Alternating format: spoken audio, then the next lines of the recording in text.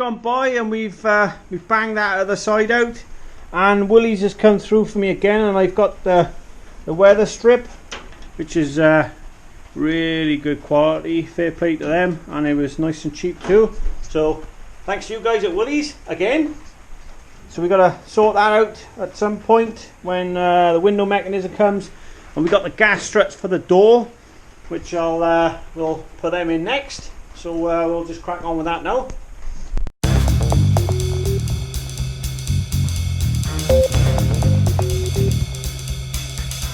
Gonna lead you into probably one of the biggest secrets, I think, in the Countach land, and it's all about these door hinges, right? I know you can buy these hinges that makes the door go up and over the actual front fender, I suppose you could call it. But the key is, have a look at this photograph.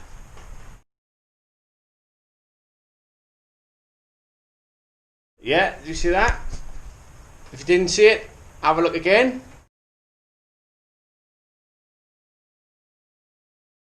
Now I stumbled across it because I was looking at it thinking, how the hell am I going to get these bloody hinges to work properly? How am I going to get the door to come up? And then I seen that photograph, and that was it then. I knew exactly how and where the hinges got to go. So with my hinges, they are straight. The door comes up straight. But if you looked on that photo, you will see that through the photo, only just. So now I'm going to give you some measurements now, because that hinge straight, doesn't need to be at an angle or anything like that to get the door to go in that pocket. All you need is at the right angle. Well, I say right angle. So I'm going to show you some measurements now. Alright, so if you're building your car and you're thinking, well, how the friggin' hell did he get that door to go in there and find the pivot point? Well, I found it and I've calculated, and that's how I got my door to do exactly what a Countach door does, with no special hinge to make it come up and over, just a box standard hinge. And here we go. Are you ready? In millimeters.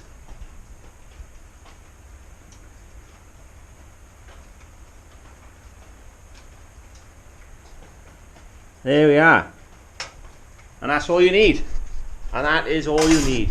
All nice and straight to the car. The door goes up, nothing fancy, nothing special, no fairy dust. So there we are. I think I just gave the biggest secret away of how the Countach door works. So I hope that's a big help for you guys in the Countach land, and I'm happy to pass that information on. There's probably a few people out there are probably pissed right now that I've shown you that information. But I'm here. That's what we're here for. You're here to share and help you guys build your car a lot easier. So what I'm doing now is I've got the outer frame and all done. So I've got to weld all that together, and hopefully we can get the passenger side in. And I'm glad, I hope you like that little secret. So fuck to everybody else.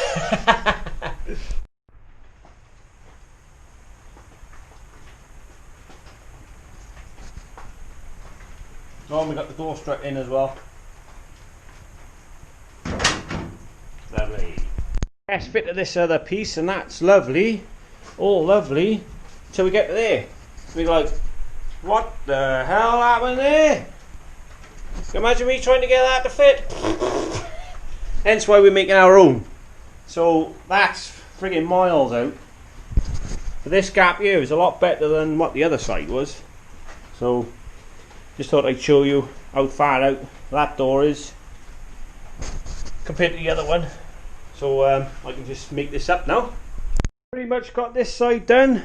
It's a couple of little pieces I got to sort out on it, but we made it.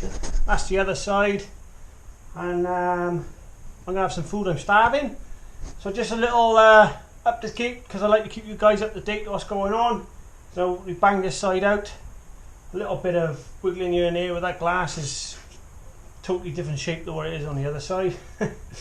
But I suppose that's how it is. And yeah, hope you're happy with that, guys and girls, and we shall catch you in the next one. So thanks for watching.